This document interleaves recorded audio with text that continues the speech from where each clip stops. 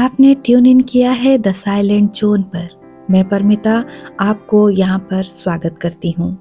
दोस्तों, हम यहाँ सुनते हैं बेहतरीन कथाएं और कहानियाँ। तो आज की कहानी है मुंशी प्रेमचंद जी की प्रसिद्ध कहानी दो बैलों की कथा। तो चलिए शुरू करते हैं। जानवरों में गधा सबसे बुद्धिमान जानवर समझा जाता है। हम जब किसी आदमी को परले दर्जे का बेवकूफ कहना चाहते हैं तो उसे गधा कहते हैं। गधा सचमुच बेवकूफ है या उसके सीधेपन, उसकी निरापद सहिष्णुता ने उसे ये पदवी दे दी है, इसका निश्चय नहीं किया जा सकता। गाय सींग मारती है। ब्याही हुई गाय तो अनायास ही सींगनी का रूप धारण कर लेती है। कुत्ता भी बहुत गरीब जानवर है, लेकिन कभी कभी उसे भी क्रोध आ ही जाता है। किंतु गधा को कभी क्रोध करते नहीं सुना, न देखा। जितना चाहो गरीब को मारो, चाहे जैसी खराब सड़ी हुई घास सामने डाल दो, उसके चेहरे पर कभी असंतोष की छाया भी न दिखाई देगी। बैसाख में चाहे एक आध बार कुलेल कर लेता हो, पर हमने तो उसे कभी खुश होते हुए नहीं देखा। उसके चेहरे पर एक स्थायी विषाद स्थायी रूप से छाया रहता है। सुख, दुख, हानि, लाभ, किसी भी दशा में उसे बदलते नहीं देखा। ऋषियों मुनियों के जितने गुण हैं वे सभी उसमें पराकाष्ठा को पहुंच गए हैं, पर आदमी उसे बेवकूफ कहता है। सद्गुणों का इतना अनादर कहीं नहीं देखा। कदाचित सीधापन संसार के लिए उपयुक्त नहीं है। देखिए ना, भारतवासियों की अफ्रीका में क्या दुर्दशा हो रही है। क्यों अमेरिका में उन्हें घुसने नहीं दिया जाता। बेचारे शराब नहीं पीते, चार पैसे कुछ समय के लिए बचा कर रखते हैं, जी तोड़कर काम करते हैं, किसी से लड़ाई झगड़ा नहीं करते, चार बातें सुनकर गम खा जाते हैं, फिर भी बदनाम है। कहा जाता है वे जीवन के आदर्श को नीचा करते हैं। अगर वे ईंट का जवाब पत्थर से देना सीख जाते हैं तो शायद सभ्य कहलाने लगते। जापान की मिसाल सामने है। एक ही विजय ने उसे संसार की सभ्य जातियों में गण्य बना दिया। लेकिन गधे का एक छोटा भाई और भी है, जो उससे कम ही गधा है, और वो है बैल। जिस अर्थ में हम गधा का प्रयोग करते हैं, कुछ उसी से मिलते जुलते अर्थ में बछिया के ताऊ का भी प्रयोग करते हैं। कुछ लोग बैल को शायद बेवकूफों में सर्वश्रेष्ठ कहेंगे, मगर हमारा विचार ऐसा नहीं है। बैल कभी कभी मारता भी है, कभी कभी अड़ियल बैल भी देखने में आता है, और भी कई रीतियों से अपना असंतोष प्रकट कर देता है। अतएव उसका स्थान गधे से नीचा है। झूरी काछी के दोनों बैलों के नाम थे हीरा और मोती। दोनों पछाई जाति के थे, देखने में सुंदर, काम में चौकस, डील में ऊंची। बहुत दिनों साथ रहते रहते दोनों में भाईचारा हो गया था। दोनों आमने सामने या आसपास बैठे हुए एक दूसरे से मुख्य भाषा में विचार विनिमय किया करते थे। एक दूसरे के मन की बात को कैसे समझा जाता था हम नहीं कह सकते। अवश्य ही उनमें कोई ऐसी गुप्त शक्ति थी जिससे जीवों में श्रेष्ठता का दावा करने वाला मनुष्य वंचित है। दोनों एक दूसरे को चाटकर और सूंघकर अपना प्रेम प्रकट करते। कभी कभी दोनों सिंग भी मिला लिया करते थे, विग्रह के नाते से नहीं, केवल विनोद के भाव से, आत्मीयता के भाव से। जैसे दोस्तों में घनिष्ठता होते ही घोल घप्पा होने लगता है, इसके बिना दोस्ती कुछ फुसफुसी, कुछ हल्की सी रहती है, जिस पर ज्यादा विश्वास नहीं किया जा सकता। जिस वक्त ये दोनों बैल हल या गाड़ी में जोत दिए जाते और गर्दन हिला हिला कर चलते, उस वक्त हर एक की चेष्टा होती कि ज्यादा से ज्यादा बोझ मेरी ही गर्दन पर रहे। दिन भर के बाद दोपहर या संध्या को दोनों खुलते तो एक दूसरे को चाट चूट कर अपनी थकान मिटा लिया करते। नांद में खाली भूसा पड़ जाने के बाद दोनों साथ उठते, साथ नांद में मुंह डालते और साथ ही बैठते थे। एक मुंह हटा लेता तो दूसरा भी हटा लेता था।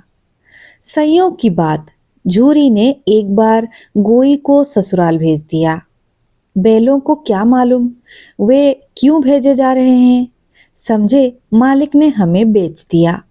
अपना यूं बेचा जाना उन्हें अच्छा लगा या बुरा, कौन जाने।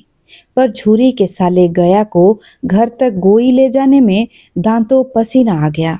पीछे से हाँकता तो दोनों दाएं बाएं भागते, पगिया पकड़कर आगे से खींचता तो दोनों पीछे की ओर जोर लगाते, मारता तो दोनों सींग नीचे करके हुंकारते। अगर ईश्वर ने उन्हें बाणी दी होती तो झूरी से पूछते, तुम हम गरीबों को क्यों निकाल रहे हो? हमने तो तुम्हारी सेवा करने में कोई कसर नहीं उठा रखी। अगर इतनी मेहनत से काम न चलता था और काम ले लेते। हमें तो तुम्हारी चाकरी में मर जाना कबूल था। हमने कभी दाने चारे की शिकायत नहीं की। तुमने जो कुछ खिलाया वो सिर झुकाकर खा लिया। फिर तुमने हमें इस जालिम के हाथ क्यों बेच दिया? संध्या समय दोनों बैल अपने नए स्थान पर पहुंचे। दिन भर के भूखे थे, लेकिन जब नांद में लगाए गए तो एक ने भी उसमें मुंह न डाला। दिल भारी हो रहा था। जिसे उन्होंने अपना घर समझ रखा था वो आज उनसे छूट गया। ये नया गांव, नया घर, नए आदमी उन्हें बेगानों से लगते थे। दोनों ने अपनी मुख भाषा में सलाह की, एक दूसरे को कंखियों से देखा और लौट गए। जब गांव में सोता पड़ गया तो दोनों ने जोर मारकर पग्घे तोड़ डाले और घर के तरफ चले। पग्घे बहुत मजबूत थे।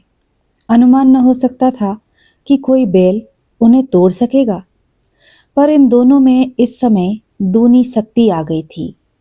एक एक झटके में रस्सियां टूट गई। झूरी प्रातःकाल सोकर उठा तो देखा कि दोनों बैल चरनी पर खड़े हैं। दोनों की गर्दनों में आधा आधा गराब लटक रहा था।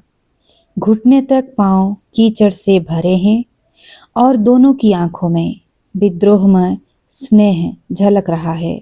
झूरी बैलों को देखकर स्नेह से गदगद हो गया। दौड़कर उन्हें गले लगा लिया। प्रेमालिंगन और चुंबन का वो दृश्य बड़ा ही मनोहर था। घर और गांव के लड़के जमा हो गए और तालियां बजा बजा कर उनका स्वागत करने लगे। गांव के इतिहास में ये घटना अभूतपूर्व न होने पर भी महत्वपूर्ण थी। बाल सभा ने निश्चय किया, दोनों पशु वीरों को अभिनंदन पत्र देना चाहिए। कोई अपने घर से रोटियां लाया, कोई गुड़, कोई चोकर, कोई भूसी। एक बालक ने कहा, ऐसे बैल किसी के पास न होंगे। दूसरे ने समर्थन किया, इतनी दूर से दोनों अकेले चले आए। इसका प्रतिवाद करने का किसी को साहस न हुआ। झूरी की स्त्री ने बैलों को द्वार पर देखा तो जल उठी। बोली, कैसे नमक हराम बैल हैं कि एक दिन वहां काम न किया, भाग खड़े हुए। झूरी अपने बैलों पर ये आक्षेप न सुन सका। नमक हराम क्यों है? चारा दाना न दिया होगा तो क्या करते? स्त्री ने रोब के साथ कहा, बस तुम ही तो बैलों को खिलाना जानते हो, और तो सभी पानी पिला पिला कर रखते हैं। झूरी ने चिढ़ाया, चारा मिलता तो क्यों भागते? स्त्री चिढ़ी, भागे इसलिए कि वे लोग तुम जैसे बुद्धुओं की तरह बैलों को सहलाते नहीं, खिलाते हैं तो रगड़ कर जोतते भी हैं। ये दोनों ठहरे कामचोर, भाग निकले। अब देखो कहाँ से खली और चोकर मिलता है। सूखे भूसे के सिवा कुछ न दूंगी, खाए चाहे मरे। वही हुआ।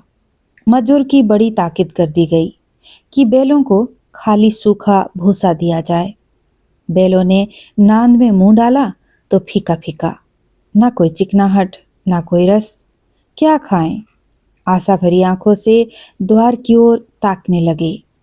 झूरी ने मजूर से कहा, थोड़ी सी खली क्यों नहीं डाल देता बे? मालकिन मुझे मार ही डालेंगी। चुरा कर डाला? ना दादा, पीछे से तुम भी उन्हीं की सी कहोगे। दूसरे दिन झूरी का साला फिर आया और बैलों को ले चला। अब कि उसने दोनों को गाड़ी में जोता। 2-4 बार मोती ने गाड़ी को सड़क की खाई में गिराना चाहा, पर हीरा ने संभाल लिया। वो ज्यादा सहनशील था। संध्या समय घर पहुंचकर उसने दोनों को मोटी रस्सियों से बांधा और कल की शरारत का मजा चखाया। फिर वही भूसा डाल दिया। अपने दोनों बैलों को खली चूनी सब कुछ दी। दोनों बैलों का ऐसा अपमान कभी न हुआ था। झूरी ने इन्हें फूल की छड़ी से भी न छूता था। उसकी टिटकार पर दोनों उड़ने लगते थे। यहाँ मार पड़ी, आहत सम्मान की व्यथा तो थी ही, उस पर मिला सूखा भूसा। नांद की तरफ आंखें तक न उठाई। दूसरे दिन गया ने बैलों को हल में जोता, पर इन दोनों ने जैसे पांव ना उठाने की कसम खा ली थी। वो मारते मारते थक गया, पर दोनों ने पांव ना उठाया। एक बार जब उस निर्दयी ने हीरा के नाक पर खूब डंडे जमाए, तो मोती का गुस्सा काबू से बाहर हो गया। हल लेकर भागा। हल, रस्सी, जुआ, जोत सब टूट टूट कर बराबर हो गया। गले में बड़ी बड़ी रस्सियां ना होती तो दोनों पकड़ाई में ना आते। हीरा ने मुख भाषा में कहा, भागना व्यर्थ है। मोती ने उत्तर दिया, तुम्हारी तो इसने जान ही ले ली थी। अब की बार बड़ी मार पड़ेगी। पढ़ने दो, बैल का जन्म लिया है तो मार से कहाँ तक बचेंगे। गया 2 आदमियों के साथ दौड़ा आ रहा था। दोनों के हाथों में लाठियां थी। मोती बोला, कहो तो दिखा दूं कुछ मजा में भी, लाठी लेकर आ रहा है। हीरा ने समझाया, नहीं भाई, खड़े हो जाओ। मुझे मारेगा तो मैं 1-2 को गिरा दूंगा। नहीं, हमारी जाति का ये धर्म नहीं है। मोती दिल में ऐंठ कर रह गया। गया आ पहुंचा और दोनों को पकड़कर ले चला। कुशल हुई कि उसने इस वक्त मारपीट ना की, नहीं तो मोती पलट पड़ता। उसके तेवर देखकर गया और उसके सहायक समझ गए कि इस वक्त टाल जाना ही मसलहत है। आज दोनों के सामने फिर वही सूखा भूसा लाया गया। दोनों चुपचाप खड़े रहे। घर के लोग भोजन करने लगे। उस वक्त छोटी सी लड़की 2 रोटियां लिए निकली और दोनों के मुंह में देकर चली गई। उस एक रोटी ने इसकी भूख तो क्या शांत होती, पर दोनों के हृदय को मानो भोजन मिल गया। यहाँ भी किसी सज्जन का वास है। लड़की भैरों की थी। उसकी माँ मर चुकी थी। सौतेली माँ उसे मारती रहती थी। इसीलिए इन बैलों से उसे एक प्रकार की आत्मीयता हो गई थी। दोनों दिन भर जाते, डंडे खाते, अड़ते, शाम को थान पर बांध दिए जाते और रात को वही बालिका उन्हें 2 रोटियां खिला जाती। प्रेम के इस प्रसाद की ये बरकत थी कि 2-2 गाल सूखा भूसा खाकर भी दोनों दुर्बल न होते थे, मगर दोनों की आंखों में रोम रोम में विद्रोह भरा हुआ था। एक दिन मोती ने मुख भाषा में कहा, अब तो नहीं सहा जाता हीरा, क्या करना चाहते हो? एक आध को सींगों पर उठाकर फेंक दूंगा, लेकिन जानते हो, ये प्यारी लड़की जो हमें रोटियां खिलाती है उसी की लड़की है, जो इस घर का मालिक है। ये बेचारी अनाथ ना हो जाएगी तो मालकिन को फेंक दूं? वही तो उस लड़की को मारती है। लेकिन औरत जात पर सिंग चलाना मना है, ये भूल जाते हो। तुम तो किसी तरह निकलने ही नहीं देते। बताओ, तुड़ा कर भाग चलें? हाँ, ये मैं स्वीकार करता, लेकिन इतनी मोटी रस्सी टूटेगी कैसे? इसका एक उपाय है। पहले रस्सी को थोड़ा सा चबा लो, फिर एक झटके में जाती है। रात को जब बालिका रोटियां खिलाकर चली गई तो दोनों रस्सियां चबाने लगे, पर मोटी रस्सी मुंह में ना आती थी। बेचारे बार बार जोर लगा कर रह जाते थे। सहसा घर का द्वार खुला और वही लड़की निकली। दोनों सिर झुकाकर उसका हाथ चाटने लगे। दोनों की पूंछें खड़ी हो गई। उसने उनके माथे सहलाए और बोली, खोल देती हूँ, चुपके से भाग जाओ, नहीं तो यहाँ लोग मार डालेंगे। आज घर में सलाह हो रही है कि इनकी नाकों में नाथ डाल दी जाए। उसने गराव खोल दिया, पर दोनों चुपचाप खड़े रहे। मोती ने अपनी भाषा में पूछा, अब चलते क्यों नहीं? हीरा ने कहा, चले तो, लेकिन कल इस अनाथ पर आफत आएगी, सब इसी पर संदेह करेंगे। सहसा बालिका चिल्लाई, दोनों फूफा वाले बैल भागे जा रहे हैं। ओ दादा, दादा, दोनों बैल भागे जा रहे हैं, जल्दी दौड़ो। गया हड़बड़ाकर भीतर से निकला और बैलों को पकड़ने चला। वे दोनों भागे। गया ने पीछा किया, और भी तेज हुए। गया ने शोर मचाया, फिर गांव के कुछ आदमियों को भी साथ लेने के लिए लौटा। दोनों मित्रों को भागने का मौका मिल गया। सीधे दौड़ते चले गए, यहाँ तक कि मार्ग का ज्ञान न रहा। जिस परिचित मार्ग से आए थे उसका यहाँ पता न था। नए नए गांव मिलने लगे। तब दोनों एक खेत के किनारे खड़े होकर सोचने लगे, अब क्या करना चाहिए। हीरा ने कहा, मालूम होता है राह भूल गए, तुम भी बेतहासा भागे, वहीं उसे मार गिराना था। उसे मार गिराते तो दुनिया क्या कहती, वो अपना धर्म छोड़ दें, लेकिन हम अपना धर्म क्यों छोड़ें? दोनों भूख से व्याकुल हो रहे थे। खेत में मटर खड़ी थी, चरने लगे। रह रहकर आहट कर लेते थे, कोई आता तो नहीं है। जब पेट भर गया, दोनों ने आजादी का अनुभव किया तो मस्त होकर उछलने कूदने लगे। पहले दोनों ने डकार ली, फिर सींग मिलाए और एक दूसरे को ठेंकने लगे। मोती ने हीरा को कई कदम पीछे हटा दिया, यहाँ तक कि वो खाई में गिर गया। तब उसे भी क्रोध आया, संभल कर उठा और मोती से भिड़ गया। मोती ने देखा कि खेल में झगड़ा हुआ चाहता है, तो वो किनारे हट गया। अरे, ये क्या? कोई सांड ढोकता चला आ रहा है। हाँ, सांड ही है। वो सामने आ पहुंचा। दोनों मित्र बगले झांक रहे हैं। सांड पूरा हाथी है, उससे भिड़ना जान से हाथ धोना है, लेकिन ना भिड़ने पर भी जान बचती नहीं नजर आती। इन्हीं की तरफ आ भी रहा है। कितनी भयंकर सूरत है। मोती ने मुख भाषा में कहा, बुरे फंसे, जान बचेगी, कोई उपाय सोचो। हीरा ने चिंतित स्वर में कहा, अपने घमंड में फूला हुआ है, आरजू बिनती न सुनेगा। भाग क्यों ना चले? भागना कायरता है, तो फिर यहीं मरो। बंदा तो 9-2-11 होता है, और जो दौड़ाए। तो फिर कोई उपाय सोचो जल्दी। उपाय ये है कि उस पर दोनों जने एक साथ चोट करें। मैं आगे से रगेदता हूँ, तुम पीछे से रगेदो। दोहरी मार पड़ेगी तो भाग खड़ा होगा। मेरी ओर झपटे, तुम बगल से उसके पेट में सींग घुसेड़ देना। जान जोखिम है, पर दूसरा उपाय नहीं है।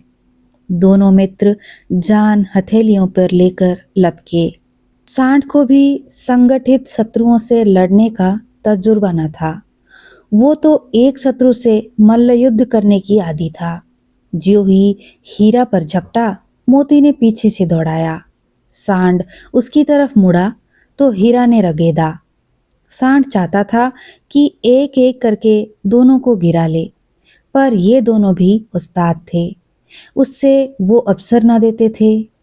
एक बार सांड झल्ला कर हीरा का अंत कर देने के लिए चला कि मोती ने बगल में आकर पेट में सींग भोंक दिया।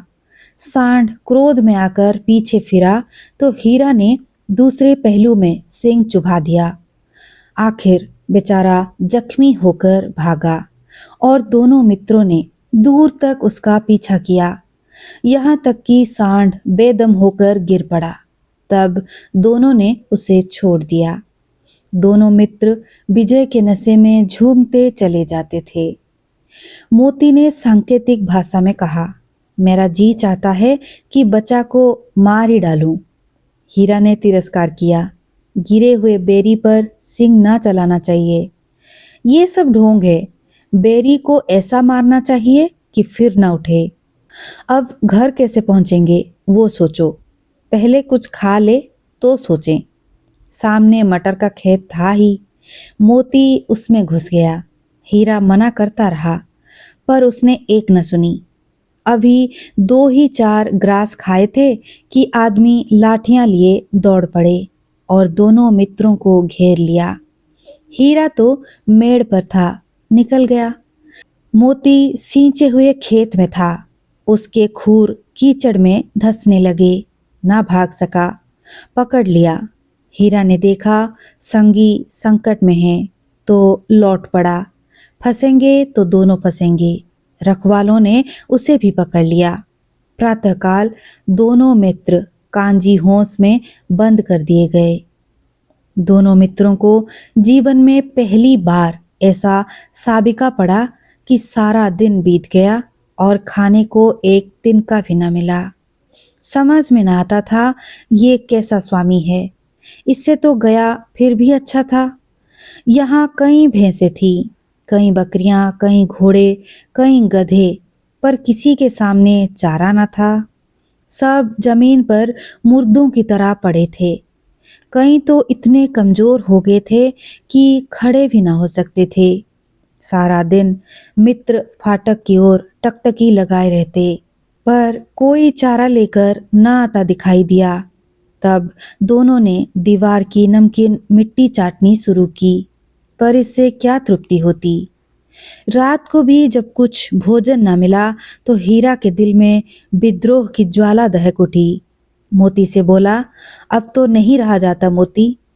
मोती ने सिर लटकाए हुए जवाब दिया, मुझे तो मालूम होता है प्राण निकल रहे हैं। आओ दीवार तोड़ डालें। मुझसे तो अब कुछ नहीं होगा। बस इसी बुत पर अकड़ते थे। सारी अकड़ निकल गई। बाड़े की दीवार कच्ची थी। हीरा मजबूत तो था ही। अपने नुकीले सिंग दीवार में गड़ा दिए और जोर मारा तो मिट्टी का एक छीपड़ निकल आया। फिर तो उसका साहस बढ़ा। उसने दौड़ दौड़ कर दीवार पर चोटें की और हर चोट में थोड़ी थोड़ी मिट्टी गिराने लगा। उसी समय कांजी होंस का चौकीदार लालटेन लेकर जानवरों की हाजिरी लेने आ निकला। हीरा का उद्दंडपन देखकर उसने उसे कई डंडे रसीद किए और मोटी सी रस्सी से बांध दिया। मोती ने पड़े पड़े कहा, आखिर मार खाई, क्या मिला? अपने बूते भर जोर तो मार दिया। ऐसा जोर मारना किस काम का कि और बंधन न पड़ गए। जोर तो मारता ही जाऊंगा, चाहे कितने ही बंधन पड़ते जाएं। जान से हाथ धोना पड़ेगा। कुछ परवाह नहीं, यूं भी तो मरना ही है। सोचो, दीवार खुद जाती तो कितनी जानें बच जाती। इतने भाई यहाँ बंद है, किसी की देह में जान नहीं है। 2-4 दिन और यही हाल रहा तो सब मर जाएंगे। हाँ, ये बात तो है। अच्छा तो ला फिर, मैं भी जोर लगाता हूँ। मोती ने भी दीवार में सिंग मारा। थोड़ी सी मिट्टी गिरी और फिर हिम्मत बढ़ी। फिर तो वो दीवार में सिंग लगाकर इस तरह जोर करने लगा मानो किसी प्रतिद्वंदी से लड़ रहा है। आखिर कोई 2 घंटे की जोर आजमाई के बाद दीवार ऊपर से लगभग 1 हाथ गिर गई। उससे दूनी शक्ति से दूसरा धक्का मारा तो आधी दीवार गिर पड़ी। दीवार का गिरना था कि अधमरे से पड़े हुए सभी जानवर चेत उठे। तीनों घोड़ियां सरपट भाग निकली। फिर बकरियां निकली। इसके बाद भैंस भी खिसक गई, पर गधे अभी तक ज्यों के त्यों खड़े थे। हीरा ने पूछा, तुम दोनों क्यों नहीं भाग जाते? एक गधे ने कहा, जो कहीं फिर पकड़ लिए जाए तो क्या हर्ज है, अभी तो भागने का अवसर है। हमें तो डर लगता है, हम यहीं पड़े रहेंगे। आधी रात से ऊपर जा चुकी थी। दोनों गधे अभी तक खड़े सोच रहे थे कि भागे या ना भागे, और मोती अपने मित्र की रस्सी तोड़ने में लगा हुआ था। जब वो हार गया तो हीरा ने कहा, तुम जाओ, मुझे यहीं पड़ा रहने दो, शायद कहीं भेंट हो जाए। मोती ने आंखों में आंसू लाकर कहा, तुम मुझे इतना स्वार्थी समझते हो हीरा?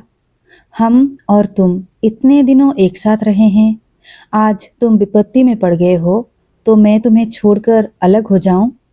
हीरा ने कहा, बहुत मार पड़ेगी, लोग समझ जाएंगे ये तुम्हारी शरारत है। मोती ने गर्व से बोला, जिस अपराध के लिए तुम्हारे गले में बंधना पड़ा, उसके लिए अगर मुझ पर मार पड़े तो क्या चिंता। इतना तो हो ही गया कि 9-10 प्राणियों की जान बच गई, वे सब तो आशीर्वाद देंगे। ये कहते हुए मोती ने दोनों गधों को सींगों से मार मार कर बाड़े से बाहर निकाला और तब अपने बंधु के पास आकर सो रहा। भोर होते ही मुंशी और चौकीदार तथा अन्य कर्मचारियों में कैसी खलबली मची, इसके लिखने की जरूरत नहीं। बस इतना ही काफी है कि मोती की खूब मरम्मत हुई और उसे मोटी रस्सी से बांध दिया गया। एक सप्ताह तक दोनों मित्र वहां बंधे पड़े रहे। किसी ने चारे का एक तृण भी न डाला। हाँ, एक बार पानी दिखा दिया जाता था, यही उनका आधार था। दोनों इतने दुर्बल हो गए थे कि उठा तक न जाता था, ठठरियां निकल आई थी। एक दिन बाड़े के सामने डुग्गी बजने लगी और दोपहर होते होते वहां 50-60 आदमी जमा हो गए। तब दोनों मित्र निकाले गए और लोग आकर उनकी सूरत देखते और मन फीका करके चले जाते।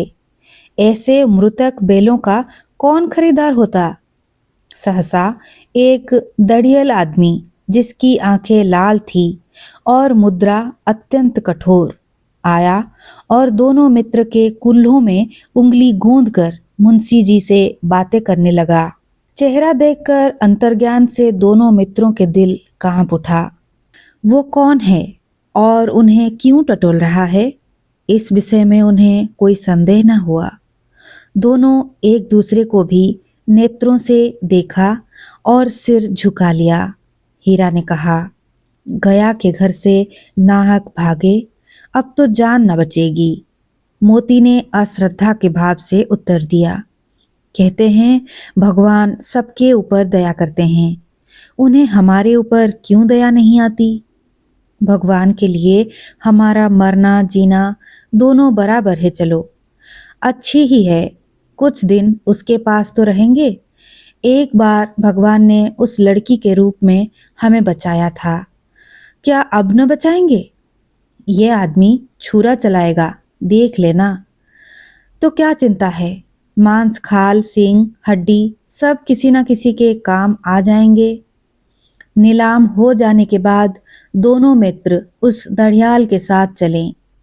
दोनों की बोटी बोटी कांप रही थी, बेचारे पांव तक ना उठा सकते थे, पर भय के मारे गिरते पड़ते भागे जाते थे, क्योंकि वो जरा भी चाल धीमी हो जाने पर जोर से डंडा जमा देता था। राह में गाय बैलों का एक रेबड़ हरे हरे हार में चरता नजर आया। सभी जानवर प्रसन्न थे, चिकने चपल। कोई उछलता था, कोई आनंद से बैठा पागुर करता था। कितना सुखी जीवन था उनका, पर कितने स्वार्थी हैं सब। किसी को चिंता नहीं कि उनके दो भाई बधिक के हाथ पड़े कैसे दुखी हैं। सहसा दोनों को ऐसा मालूम हुआ कि परिचित रहा है। हाँ, इसी रास्ते से गया उन्हें ले गया था। वही खेत, वही बाग, वही गांव मिलने लगे।